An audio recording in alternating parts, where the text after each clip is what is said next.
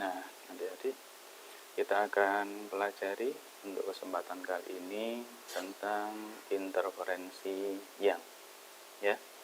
Jadi gambaran tentang bagaimana percobaan Young itu demikian. Ini ada sumber bumi, ya. Kemudian di sini ada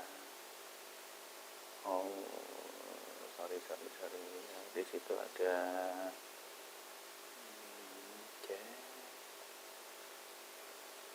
saya hapus dulu. Nah, di sini ada celah, atau lubang kecil gitu ya. Nah, yaitu ini ada lubang kecil. Nah, yang ini adalah sumber cahaya. Ini adalah sumber cahaya. Nah, gitu. Nah, itu sumber cahaya. Nah, kemudian yang ini adalah celah atau kisi gitu ya.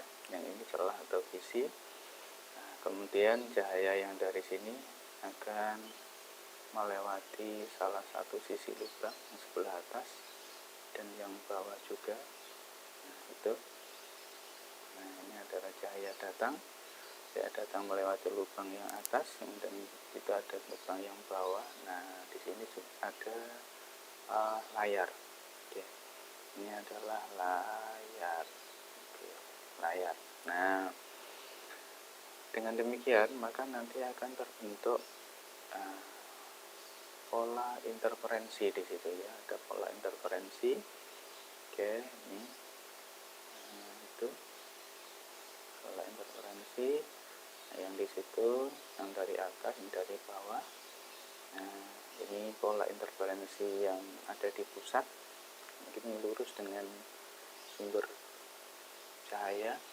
Yang di sini polanya adalah pola terang yang kita namakan sebagai terang pusat. Nah, dari terang pusat itu, kemudian yang di sini juga akan timbul interferensi yang lain. Nah, perpaduan dua gelombang datang ini ya, perpaduan dua gelombang datang, karena juga akan ketemu pada suatu titik. Ini kita namakan sebagai terang pertama ya, T1, terang 1. Nah, di antara terang pusat dan terang 1, nah di sini akan terbentuk pola gelap. Nah, begitu juga yang di bawah, sama. Yang di bawah, di sini juga akan terbentuk pola yang sama dengan yang ada di atas.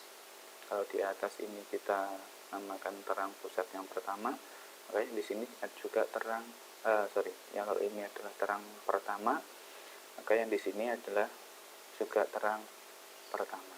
Nah, seperti halnya yang di atas ini, maka yang di antara terang pusat dan terang pertama ini pun juga akan ada pola gelap. Kita namakan sebagai gelap 1. Nah, yang di sini juga gelap 1, G1. Nah, antara terang ke terang, ini terang ke terang, kita bisa gambarkan seperti ini, kayak gini grafiknya ya. Nah, grafiknya begitu. Agak kurang bagus ya, apa-apa. Itu. Nah, sekarang kita perhatikan coba. Kita perhatikan jarak antara terang pusat ke terang 1. Terang pusat ke terang 1. Ini ada berapa lambda? Ya, ada berapa panjang gelombang di sini? Ya, 1 lambda, betul. Begitupun juga antara terang pusat dan terang 1 yang ada di bawah. Ini kita juga namakan sebagai 1 lambda. Nah, yang di atas ini, jarak antara terang ke terang ini kita namakan atau kita sebut sebagai P. P ini adalah jarak antar pola ya, jarak antar pola ya. Begitupun juga misalkan ini nanti gelap ke terang. Nah, sama juga gelap ke terang. Nah, di sini juga namanya P. Nah, sama. Sehingga P itu dikatakan sebagai jarak antar pola. Nah, sedangkan jarak antara kisi ya antara lubang, ini tadi kan lubang ya. Nah, ini ada lubang. Di situ juga ada lubang. Oke, jarak antara lubang terhadap layar ini kita namakan sebagai L. Nah, gitu, L. Sedangkan jarak antar lubang yang di sini, oke, jarak antar kisi kita namakan sebagai D. Nah, secara praktis adik-adik, rumusan untuk interferensi yang itu dapat kita tulis sebagai P dikalikan dengan D, kita bagi dengan L, sama dengan K dikali dengan lambda. Nah, ini P kali D dibagi dengan L. Ini P-nya tadi yang ada di sini adalah jarak antar pola. Kemudian D-nya itu adalah jarak antar lubang. Ini tadi antara lubang satu ke lubang berikutnya, ini kita namakan sebagai D. Sedangkan L ya, L ini adalah jarak antara lubang terhadap layar. Ya, lubang dan layar. Itu. Nah, bagaimana menerapkan rumusan ini? Jadi kita punya rumusan PD per L sama dengan K kali lambda, itu cukup mudah. Nah, kita bisa melihat di sana ada pola terang dan pola gelap di situ, terang dan gelap. Nah, saya perjelas. Ini ada pola, kalau ini tadi namanya apa? Terang pusat. Yang ini namanya gelap satu, ini namanya terang satu. Nah, kita tahu. Coba sekarang kita lihat. Jarak antara terang pusat menuju terang satu, oke, terang pusat ke terang satu, ini berapa lambda? Nah, yo, kalau polanya seperti ini, pola gelombangnya kayak gini, berapa lambda ini? Ya betul, 1 lambda. Oke, 1 lambda. Berarti jarak antara terang menuju terang itu adalah 1 lambda.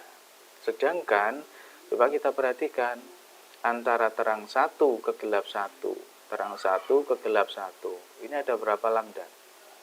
Ya, setengah lambda. Maka dengan bantuan grafik ini cukup mudah, ya, cukup mudah untuk menerapkan bagaimana rumusan ini bisa kita pakai untuk mengerjakan soal. Oke. Nah, sekarang contohnya ya, contohnya kalau misalkan ada pertanyaan, ya, ada pertanyaan, kita biasanya suruh nentukan lambdanya, ini ya.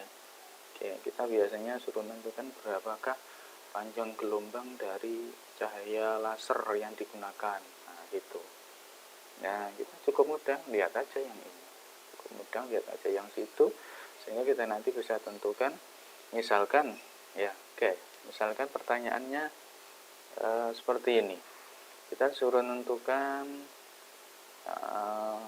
untuk pemakaian rumus di sini ya, pemakaian rumus di sini kan di soal itu mengatakan oke, jarak, misalkan jarak antara misalkan gelap, oke, jarak gelap 1 ke terang, oke, ke terang 2 kan gitu ya, jarak gelap 1 ke terang 2.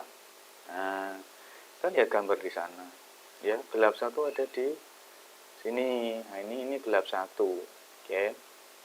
Lalu kita lihat, nah di sini itu ada gelap 1. Nah, kemudian terang 2. Nah, terang 2.